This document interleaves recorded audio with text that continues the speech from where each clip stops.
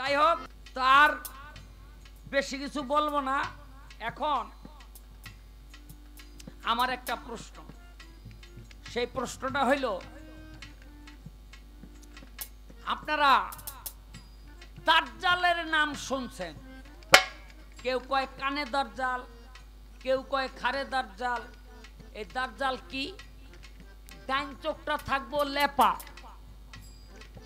এখানে কোনো চক্ষু থাকবো না, এরকম মাংস দিয়া ঢাকা, আর বাম চোখটা থাকবো খোলা। এই কপালের মধ্যে লেখা থাকবো কাফের। এই ডাইন কান্দে থাকবো বেহেশত, আর ডাইন কান্দে বাম কান্দে থাকবো দুজক। এক হাতে থাকবো রুটির পাহাড়, আরেক হাতে থাকবে পানির একটা সাগর। রুটিও খুব সুস্বাদু আর পানিও খুব সুমিষ্ট। মানুষের কাছে গিয়া কইব আমারে খোদা মান। কেন কয়? আমারে যদি খোদা মানুষ, তাইলে এই যে দেখ, তোর বাপ মায় আমাকে খোদা মানছে, এই জন্য জান্নাতের মধ্যে রাখছি, আমি তো নিজে খোদা। আর যদি খোদা না মানস, তাইলে তোকে দুজকের মধ্যে দিব। এই যে দেখ, যারা খোদা মানে নাই, হ্যাঁ গো, আমি দুজকের মধ্যে রাখছি। আর যারা আমারে খোদা মানছে, তাকে আমি জান্নাতের মধ্যে রাখছি। চাইয়া দেখবো, ডাইন দিক দিয়া জান্নাতের দরজা, বাম দিক দিয়া দুজকের দরজা। এই দিক দিয়া মানুষ আরাম পাইতেছে, হে দিক দিয়া মানুষ কষ্ট পাইতেছে।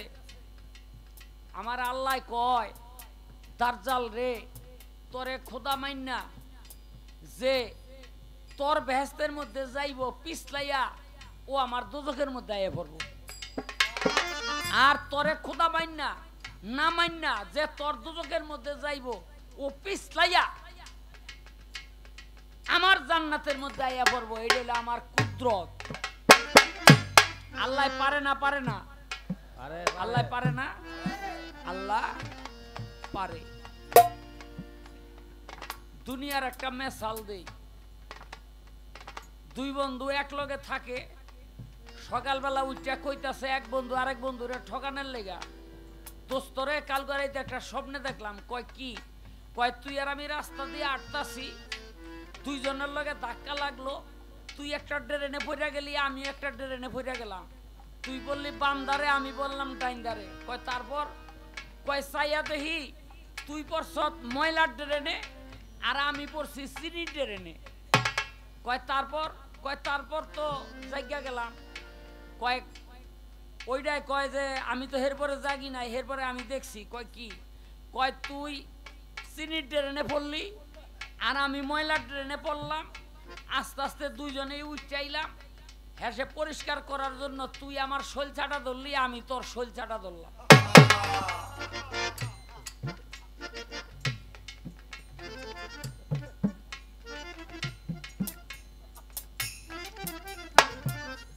আমার আল্লাহ কয়, দাজ্জালের বেহেশতে যে যাবি, সে আমার দুজকের মধ্যে আইয়া পড়বি। আর দাজ্জালের দুজকে যে যাবি, তারে আমি আমার বেহেশতের মধ্যে লইয়াবি। এই রাত বয়াতি পড়ে গেছে, অনেক মোটা তাজা বড়।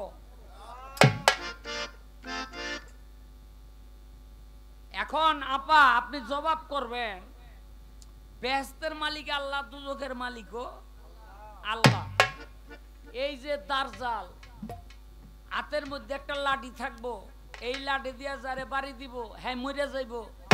আবার একটা বাড়ি দিলে আবার ওটা জিন্দা হয়ে যাইব। লাঠির কি কেরামতি? লাঠি, হ্যাঁ, এই লাঠির কেরামতি আমি জানতে চাই।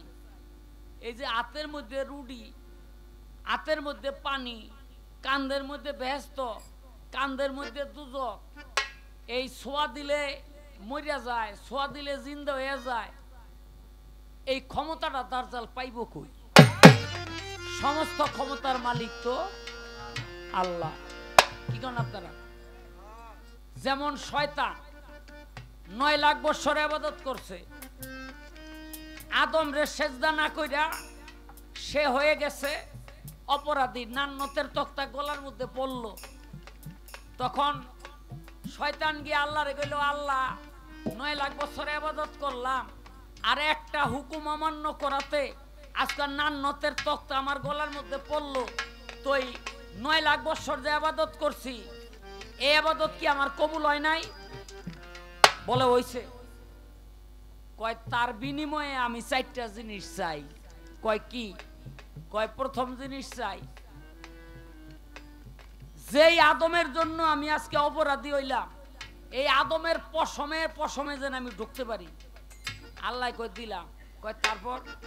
কয় আমি কিয়ামত পর্যন্ত যেন জীবিত থাকতে পারি। আল্লাহ কয় দিলাম। কয় আমি যেন এই আদম সন্তান দিয়া আমি জাহান্নাম ভর্তি করতে পারি।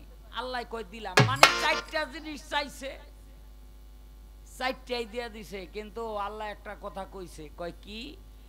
উম্মতের কাছে নবীর সুরত ধরতে পারবি না, সন্তানের কাছে মা বাবার সুরত ধরতে পারবি না। এটা পারে না। শয়তান রে শয়তানি করার সুযোগটা দিছে কে? আল্লাহ কেন দিল? 9 লাখ বছর ইবাদতের বিনিময় কি? আচ্ছা আমি জানতে চাই, শয়তানও পাইছে 9 লাখ বছর ইবাদতের বিনিময়ে, তো দাজ্জালে এডি পাইলো কেমন?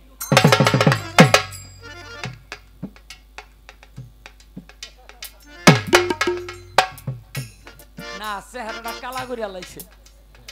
আমি তো কইলামই অন্যান্য বয়াতিরা যা জবাব করে, আর আমি প্রশ্নই করা ধরছি আজকে হেন থেকে। এই রাখ একটা, এটা হলো একটা জিগাইলাম, আর একটা জিগাই দেব না। এই এক ব্যক্তি আজরাইলের লগে যে কতবার দেখা হইছে, আজরাইলের কাছে গিয়ে কয় যে আমারে মারেন। কয় না রে, তোর জান কবজ করা যাবে না। আবার ঘুরিয়া গিয়া কয় আমারে জানটা কবজ করেন। কয় তোর জান কবজ করা যাবে না। কয় তাই আমার জানটা কবজ কবে করবেন? কয় তোর জান কবজ করুম ওই দিন যেদিন এই মানুষটা এই পৃথিবীতে আইব। ওই মানুষটা পৃথিবীতে না আসা পর্যন্ত তোর জানে হাত দেওয়ার ক্ষমতা আমার না। আমি জানতে চাই কোন মানুষটা না আসা পর্যন্ত আরেকটা মানুষের জান আজরাইল কবজ করবে না? এই দুইটা জিজ্ঞাসাই রইল।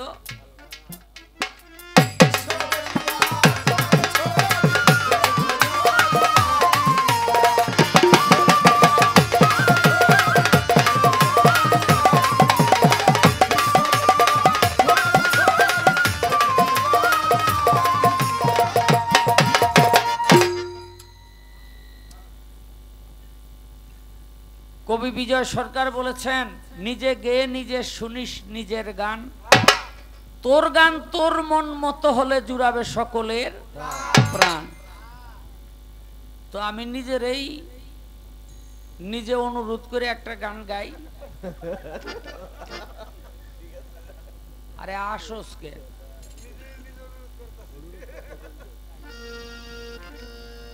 তোরা তো বুঝিস না, মানুষ গান শোনে। আমার থেকে কারো এই দুইটা কান 2 গজ দূরে, 3 গজ দূরে, 5 গজ দূরে, 10 গজ দূরে, 100 গজ দূরে, কিন্তু আমার মুখ থেকে আমার কান দুইটা মাত্র 8 আঙ্গুল দূরে। আমার গানটা আগে আমার শুনতে হয় না? হ্যাঁ, এই জন্য বিজয় সরকার বলেছেন, নিজে গেয়ে নিজে শুনিস নিজের গান, তোর গান তোর মন মতো হলে জুড়াবে সকলের প্রাণ। এই কথাটা এই জন্য বলা। তো এবার আমাকে সুন্দর সুন্দর প্রশ্ন করা হয়েছে, ইনশাল্লাহ ধর আমি প্রশ্নের মীমাংসা করব। আগে একটি গান করে নেই। আমরা এই দুনিয়াতে আসছি আবার চলে যাব। কুল্লু নাফসুন জায়গাতুল মউত। মানুষ জন্মিলে মরিতে হবে, প্রত্যেকটা প্রাণীর মৃত্যু স্বাদ গ্রহণ করতে হবে। আজকে জন্ম নিলাম, কালকে 2 দিন, আজকে মৃত্যু হলো, কালকে 2 দিন।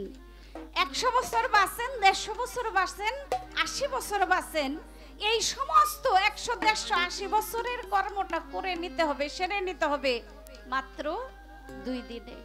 যদি আল্লাহর কাছে বলেন যে মাওলা আমি সময় পাই নাই, যখন মানুষের রূহটা এখানে টেনে নিয়ে আসে আজরাইল, আল্লাহর কাছে ক্ষমা চায়, আল্লাহকে বলে মাওলা আমাকে আরেকটু সময় দেন, আমি দুনিয়াতে গিয়ে আমার যেই কর্মগুলি বাকি ছিল ওই কর্মগুলি আমি করে আসি। আল্লাহ তাকে আর সময় একটি মুহূর্তের জন্য সময় দিবে না।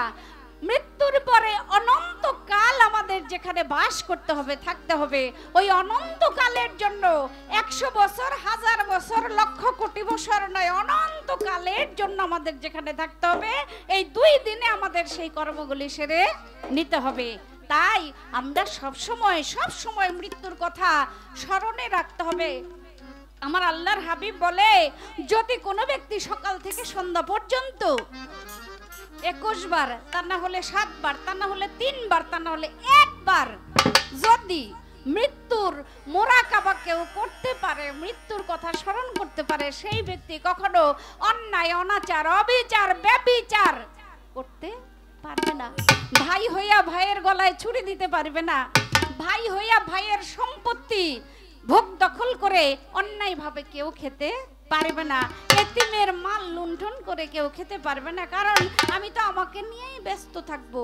আমার জীবনে আমি কি কুকর্ম করেছি, কি সুকর্ম করেছি, এই হিসাব মিলাইতেই তো আমার মৃত্যুদূত সামনে চলে আসবে।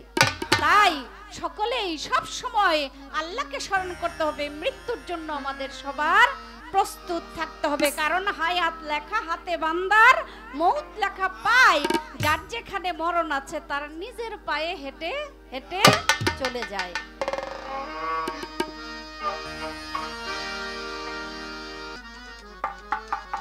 ভজরে আনন্দের গৌরাঙ্গ, কররে মন সাধু সঙ্গ।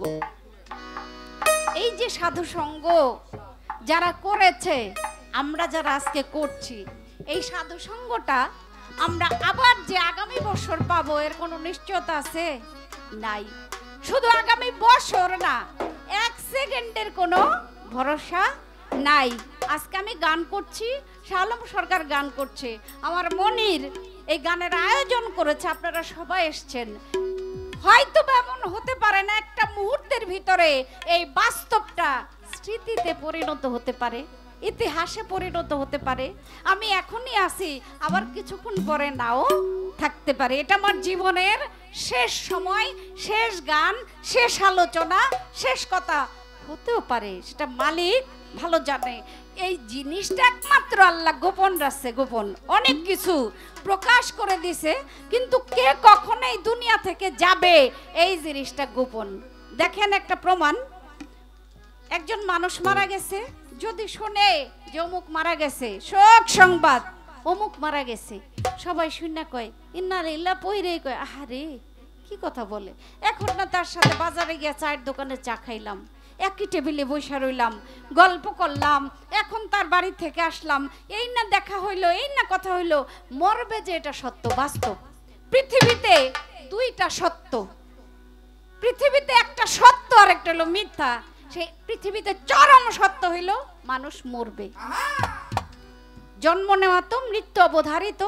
আর আরেকটা মিথ্যা কথা আমার কাছে মনে হয়, আর কার কাছে কি মনে হয় জানি না, ওই যে কয় ভালোবাসি, এই কথাটা আমার কাছে মানে এত হাস্যকর মনে হয় যে হুদা ভুয়া একটা কথাই, ভুয়া কথার পিছনে মানুষ জীবনটা শেষ করে দেয়। জীবন সংগ্রাম করতে করতে তারপরে জীবনের কোনো কুল কিনারা আর পাওয়া যায় না। করে ভালোবাসি, স্বামী স্ত্রী 2 জন মহব্বত করে এত ভালোবাসা 2 জন একসাথে শুয়ে থাকে, এমন ভাবে চাপা লাগে, মানে একজনের গায়ে এরকম ভাবে লাগে, মাঝখানে একটা সুই ফালাইলে বা একটা সরিষা ফালাইলে এটা নিচে পড়ার কোনো উপায় নাই। এত খাতির, এত ভালোবাসা।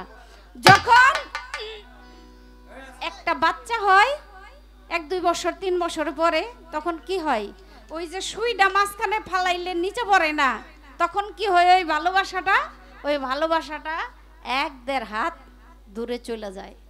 আবার 2টা বাচ্চা হইলে তখন এক খাটে আর শুইতে পারে না, স্বামী শোয় আরেক খাটে, 2 বাচ্চা নিয়ে মা শোয় এক খাটে, তো আরো কত দূর ফাঁক হইল। যখন নাকি আস্তে আস্তে সেই বাচ্চারা বিয়ের উপযুক্ত হইল, শিয়ানা হয়ে গেছে, মা বলে বাবাকে, এই ছেলে মেয়েরা বড় হয়েছে, এখন আর এক ঘরে শোয়া যাবে না, তুমি এক কাজ করো, দূরে বারান্দায় গিয়া ঘুমাও। বারান্দায় গিয়া ঘুমায়, মা ছেলেদেরকে নিয়ে একই ঘরে ঘুমায়।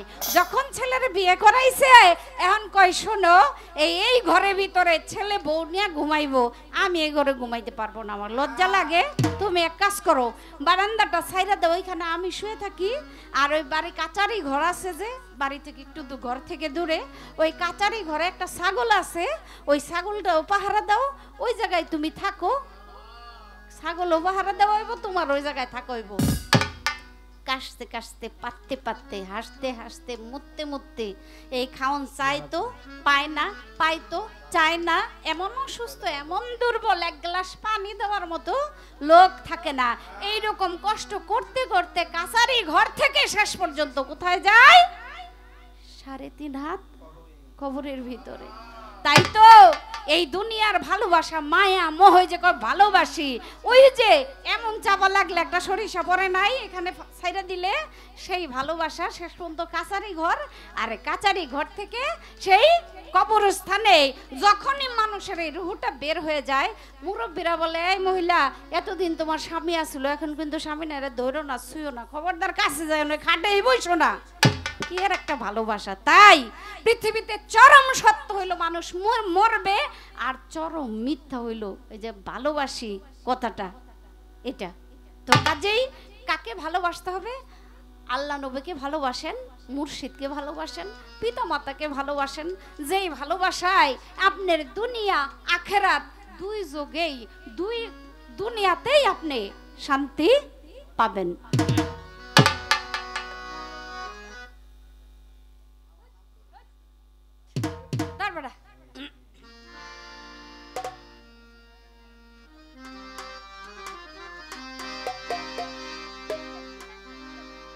ও মিছে, ও মিছে, ও মিছে, ও মিছে কইরো না এমন বড়াই, ও মিছে কইরো না এমন বড়াই, মনে ভাবছো তোমার মতো বাবু নাই, ও ভাই রে ভাই, মনে ভাবছো তোমার মতো বাবু নাই, মিছে কইরো না এমন বড়াই, ও মিছে, ও মিছে, ও মিছে কইরো না এমন বড়াই, মনে ভাবছো তোমার মতো বাবু নাই, ও ভাই রে ভাই, মনে ভাবছো তোমার মতো বাবু নাই।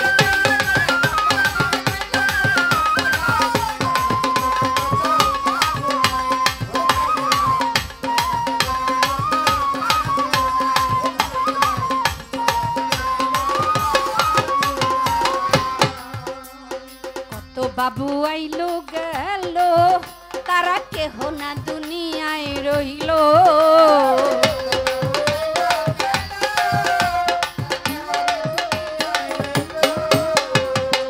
বাবু আইলো গেল, মনির ভাই কেহ না দুনিয়ায় রইল, অবশেষে স্থান পাইল, অবশেষে স্থান পাইল ওই গোরস্থান শ্মশান খোলাই, মনে ভাবছো তোমার মতো বাবু নাই, ও ভাই রে ভাই, মনে ভাবছো তোমার মতো বাবু নাই।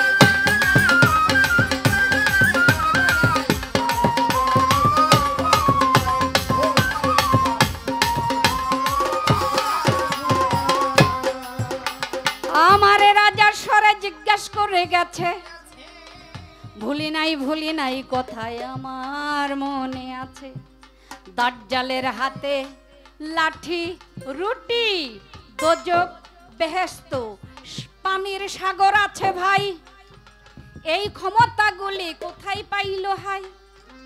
এইটা শয়তানি ক্ষমতা, শয়তানের পাওয়ার অনেক দিয়েছে আমার মালিক সাই। উনি তো বলে গেছে, একটা প্রশ্ন জিজ্ঞেস করছিল না, যে শয়তানে 9 লাখ বছর ইবাদত করছে, 9 লাখ বছর ইবাদত করে সাধনায় শয়তানে বেহেস্ত না পায়।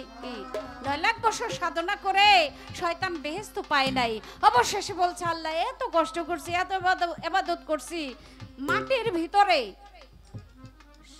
একটা সরিষা পরিমাণ জায়গা নাই যেই জায়গায় শয়তানে সেজদা না দিছে। তাহলে এত ইবাদতের পরে সে শয়তান হয়ে গেল, লান্নত প্রাপ্ত হইল। তাহলে আল্লাহর কাছে তার পাওনা একটা, চাওনা একটাই, মালিক তুমি আমার এই ক্ষমতাগুলি দাও। কি? মানুষের প্রথম যে আদমের জন্য আদমকে সেজদা না করে, আস্তে বাবা, সেজদা না করে আমি শয়তান হইলাম মকরুম আবেদ থেকে, ফেরেশতাদের মাস্টার থেকে, ওই আদমের পশমের ঘুরে ঘুরে যেন আমি যাইতে পারি, তারে ধোঁকা দেওয়ার জন্য, ছলনা করার জন্য। বলে যাও, দিলাম। বলে আদমের যখন যেই রূপ ধরতে পারি চাই আমি সেই রূপ যেন ধরতে পারি। কয় দিলাম, তবে এখানে কথা আছে। আর কি? আরো দিলাম, আরো চাই। কিয়ামত পর্যন্ত মানুষ জন্ম নেবে, বাঁচবে, মরবে, বাঁচবে, মরবে, কিন্তু আমি যেন কিয়ামত পর্যন্ত না মরি, বেঁচে থাকি, এই আদমের পিছনে আমি লাগলাম। ঠিক আছে, যাও, সেই পাওয়ার দিলাম। এখন শয়তান যদি এত বড় পাওয়ার পায়, ওই শয়তানের সহচর কে? খানে দাজ্জাল। শয়তানের সহচর খানে দাজ্জাল মায়ের গর্ভে জন্ম নিছে। কোন মায়ের গর্ভে জন্ম নিছে? 40 বছর পর্যন্ত মায়ের গর্ভে ছিল। আমরা সাধারণত 9 মাস গর্ভে থাকি মায়ের গর্ভে, বা তার 2-1 দিন, কিছুদিন বেশি হইতে পারে। ওই যে মানুষে বলে 10 মাস 10 দিন, এতদিন না, 9 মাস বা তার একটু উপরে। আবার অপারেশন করে প্রয়োজনে 7 মাসও বাচ্চা দুনিয়ায় নিয়ে আসে। তাইলে খানে দাজ্জাল জন্ম নিল কার ঘরে? 40 বছর মায়ের গর্ভে ছিল। 40 বছর মা জননী এত পাপী তাপী ছিল, যার জন্য তার গর্ভে আল্লাহ তাকে শায়েস্তা করার জন্য ওই রকম একটা সন্তান মায়ের গর্ভে দিয়ে দিয়েছে। 40 বছর মায়ের গর্ভে রয়েছে, তার অবস্থাটা কি হয়েছে? সে কি সাধারণভাবে আমরা যেভাবে দুনিয়া আসছে ওইভাবে আসছিল? না। খানে দাজ্জালের বড় বড় নখ হয়ে গেছে, ওই নখ দিয়া মায়ের পেট ফাটছে, দাঁত হইছে, দাড়ি হইছে, সব পরিপক্ক হয়ে গেছে। ওইভাবে ওই নখ দিয়া মায়ের গর্ভ ফাইরা, চামড়া ফাইরা তারপরে এই দুনিয়াতে আসছে। তাহলে মাও ছিল একজন পাপী, যার জন্য তার গর্ভে এমন একজন পাপী সন্তান, শয়তানের সহচর, শয়তানের ক্ষমতা দিয়ে আল্লাহ তাকে এই দুনিয়ায় পাঠাইছে। কিন্তু পাঠাইলে কি হবে? মরতে হয় নাই। কানে দাজ্জালও তো মারা গেছে। শয়তান যে এত বড় পাওয়ারফুল লোক ছিল, তারপর শয়তানও তো এই দুনিয়া থেকে যাবে, যাবে কিনা বলেন আপনারা? তাইলে এটা কি ছিল? বলে শয়তান 9 লাখ বছর ইবাদত করে, সাধনা করে সেই পাওয়ারগুলি পাইছে। খানে দাজ্জাল কোত্থেকে পাইছে? এটা শয়তানি একটা পাওয়ার, শয়তানি শক্তি। দেখেন আল্লাহ বান্দাকে সৃষ্টি করে পাওয়ার মানুষের ভিতরে দিয়ে দিছে, ভালো মন্দ বোঝার শক্তি দিয়ে দিছে। আমি যদি অপকর্ম করি, আল্লাহ কিন্তু কইব না করিস না, কারণ আমার একটা বিবেক শক্তি দিছে। এই বিবেক দ্বারা আমার বিবেচনা করতে হবে যে আমি একটা অপকর্ম করব, এর জন্য ভবিষ্যতে আমার পাওনা কি, জান্নাত না জাহান্নাম। এই বিবেক দেওয়ার পরে আবার ক্ষমতা পাওয়ারও দিয়া দেয়। এখন সেই পাওয়ারটাকে আমি যদি সুপাত্রে না খাটাই, সৎ কাজে না খাটাইয়া অপব্যয় করি পাওয়ারকে, তাহলে আমি তো শয়তানের শক্তিতে চলাফেরা করে অনেক কিছু করতে পারবো। ভাই, এই দুনিয়ার এই জগতের ভিতরে মুমিন বান্দা যারা, ইমানদার যারা, ভালো মানুষ যারা, তওবাকারী যারা, তারা এই দুনিয়াতে অনেক কষ্টে আছে, অনেক কষ্টে থাকে। খাইতে কিন্তু ঠিকমতো ভাত পায় না, থাকার জন্য উপরে চাল আছে, বাইরে পানি পড়ার আগে ঘরে পানি পড়ে, এরকম আছে না? মুমিন বান্দা, ইমানদার 5 ওয়াক্ত নামাজ পড়ে, রোজা করে, হজ করে, যাকাত করে, কলেমা করে, সব কিছু করে, ইবাদত বন্দেগী, মানুষকে ভালোবাসে, মানুষের সেবা করে, তারপরেও তার কষ্ট কেন? কারণ দুনিয়ায় যার কষ্ট, আখিরাতে তার শান্তি। এই দুনিয়াটা ইমানদারের জন্য একটা জেলখানা, আর মুমিন মানুষের জন্য এই পৃথিবীটা হলো একটা জান্নাত। মুমিনরা বলে যে এই জান্নাতের ভিতরে আসছি, যতদিন পারি বাইসা যাই, খাইয়া আনন্দ ফুর্তি করে, মজ ফুর্তি করে যামু, মরার পর আর কে কারে পায়। নাউজুবিল্লাহ মিন জালিক।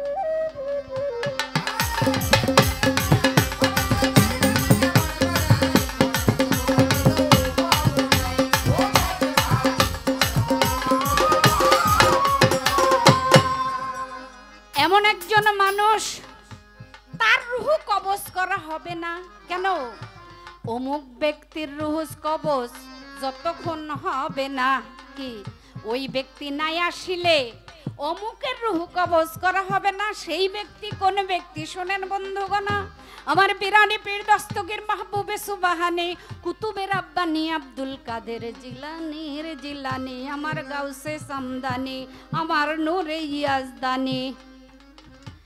এই বড় পীর আউলিয়া মায়ের খাওয়ার জন্য ভয় পাইয়া দিল দৌড় দিয়া, কবরের উপর দিয়া তিনি দৌড় দিতেছিল মিয়া, কবরের উপর দিয়ে দৌড় দিছে। মাই কই কি গর্বে থাকতে বনে জ্বালাইছস, আর আজকে মক্তবে দিলাম তোরে লেখাপড়া করতে, তুই ওইখানেও লেখাপড়া ঠিক মতো করলি না, তোরে আজকে মারুম। একটা লাঠি লয়ে বড় পীরে দৌড় দিছে। বড় পীর দৌড়াইতে দৌড়াইতে একটা কবরস্থানের উপর দিয়ে দৌড় মারছে। যখন কবরস্থানের উপরে দৌড় দিছে, সমস্ত কবরের লাশ বড় পীরের পিছনে পিছনে দৌড় শুরু করছে। এখন কয় মা তুমি আর আমারে এইভাবে দৌড়াইও না, সমস্ত বাগদাদ শহরের যত কবরবাসী আছে তারা সবাই আমার পিছনে জিন্দা হয়ে ছুটবে, আমি তোমার ভয়ে দৌড়াই আর মুর্দারও আমার পিছনে দৌড়াই। কয় বাবা আর আমি তোরে কিছু বলবো না, তুই থাম তুই থাম। যখন থামছে এইবার বলে বড় পীর আউলিয়া, এ মুর্দারগণ তোমরা যে যেখানে ছিলা, যার যার কবরে ছিলা সে তার তার কবরে চলে যাও, কিন্তু ওগার কবরে থাকতে ইচ্ছা করে না।